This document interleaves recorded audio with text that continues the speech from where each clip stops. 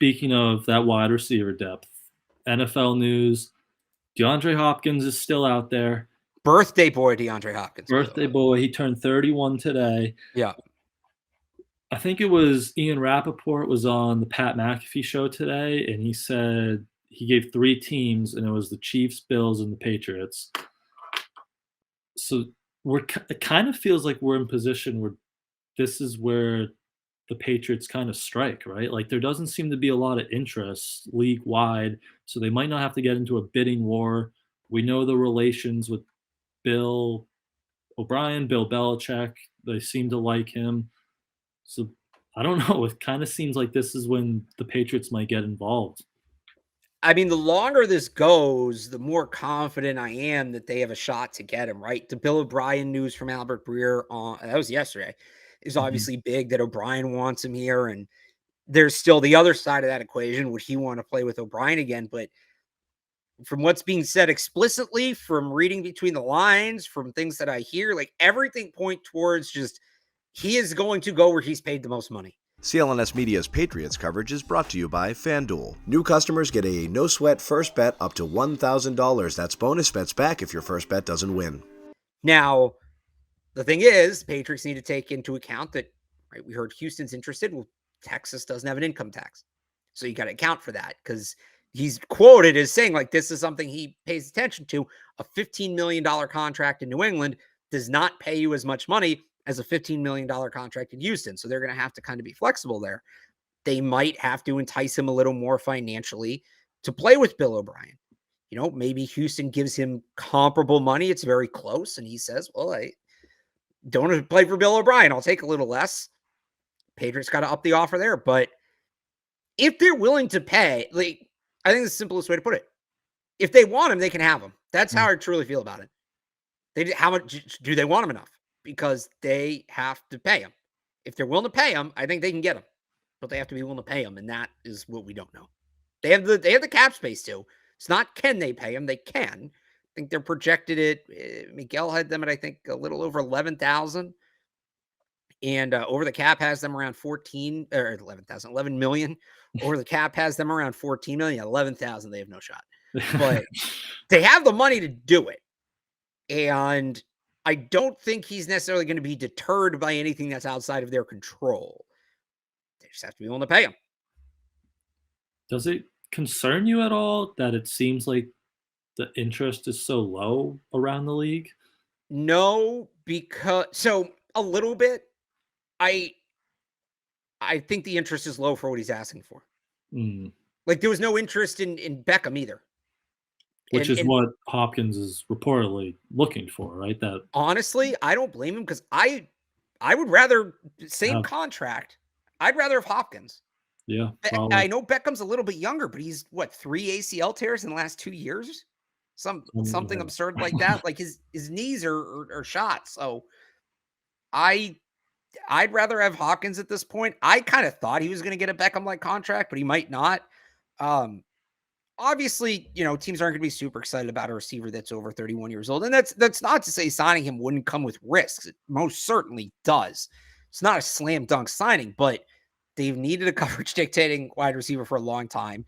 These kind of players generally don't become available. When they do become available, there's generally a reason for it. Usually it's they need a new contract. With Hopkins, I think it's more just his age, but they're at a point where they need to take that risk. Just to put it bluntly, they can't keep doing this on the margins offensively. They need to go out and get a proven player who can put up numbers and dictate coverage against an NFL defense. Hopkins did that last year. He did that as recently as we could have possibly seen. Take the risk. If it blows up on you, it blows up on you. But the flip side of that is you go into the season with a half-cocked offense. It doesn't work. And you have to hit the reset button anyway, because at that point, you're probably moving on from Mac Jones, going back into the quarterback carousel and restarting the rebuild. So why not give it a shot? I get there's risk. I don't think the risk comes close to outweighing the upside of it. Yeah, because they need that. We say it a lot, the Tuesday guy. The Tuesday meeting receiver. Other teams are going to sit down on Tuesday and say, this is the guy we need to stop. And I know it's not prime DeAndre Hopkins, but teams are still going to sit there and say, this is DeAndre Hopkins, right? He's still a very good receiver.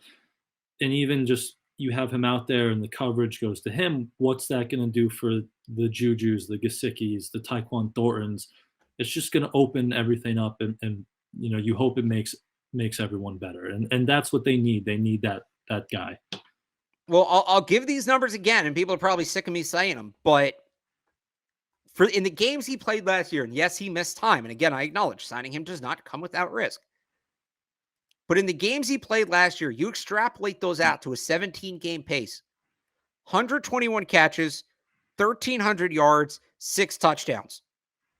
Even if, let's say he were to fall off 25%, let's say he were to fall off and only be 75% of the player he was last year, that's still 91. The pace is still 91 catches and 1,000 yards. That would far and away, like it's not even close.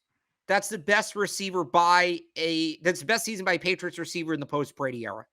And keep in mind, people will say, oh, well, he's got to come do that with Mac. How's that going to look with Mac? Same you feel about Mac Jones. He's better than Trace McSorley. He's better than whoever was Cole McCoy, whoever else the Cardinals were rolling out there last year. He did that with basement, like basement, bottom of the barrel quarterbacks. 1,300 yard pace, 121 catch pace. Worth the risk.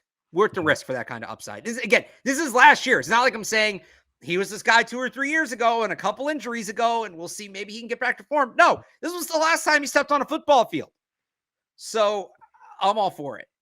And we're not saying 5-year huge deal, like 2-3 years. No, 3 years. Yeah. Like 3 years, all the guaranteed money in the first 2. Mm-hmm. And you don't even have to give up a draft pick now. It's just money. Right. So yeah. You don't have to give up any draft pick. Like comp pick formula doesn't come in here, nothing. Yeah. So I think it makes all the sense in the world for them to do that because they need that guy. And it would just bring everything together for them. And I'll add this one more thing too, because I see people talking about it in the chat. The injuries.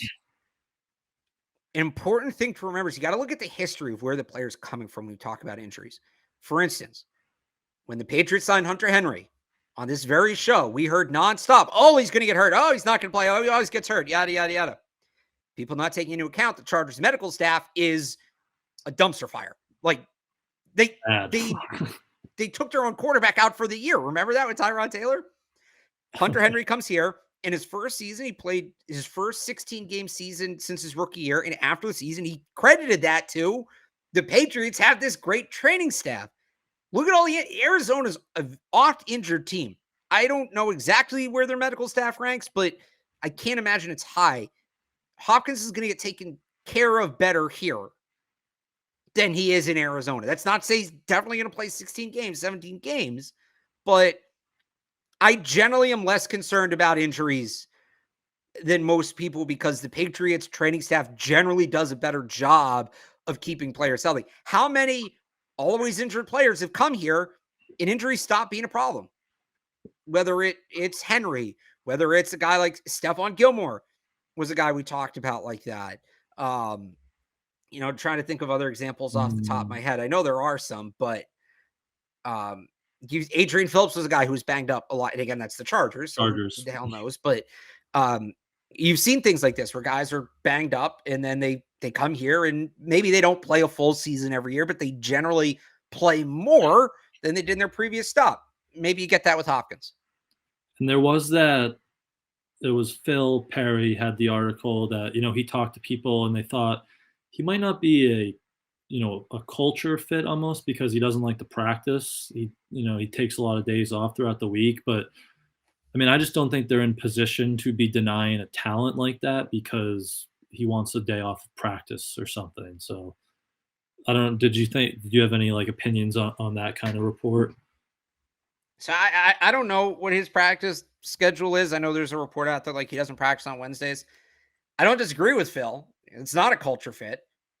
I think the Patriots need to get over it because they need that kind of receiver. And most of these guys have that sort of mentality. Stephon Diggs only practices twice a week. I just know that because we get the Bills injury report twice a year, and I always see that. And I know there's other guys in the league that they need a day off from practice. They get the veterans rest day off from practice. It's price doing business if you want a real legitimate coverage dictating NFL wide receiver. So again, not to say Phil's wrong. I think Phil's spot on. That's part of the reason I think they haven't had that kind of wide receiver in a few years. You got it. You've missed the playoffs 3 of the last 4 years, right? 3 or 2. Haven't won a playoff. You haven't won a playoff game in 4 years. Mm-hmm. Maybe you got to start being a little more flexible in some Changing your ways up a little. Yeah. CLNS Media's Patriots coverage is brought to you by FanDuel. New customers get a no-sweat first bet up to $1,000. That's bonus bets back if your first bet doesn't win.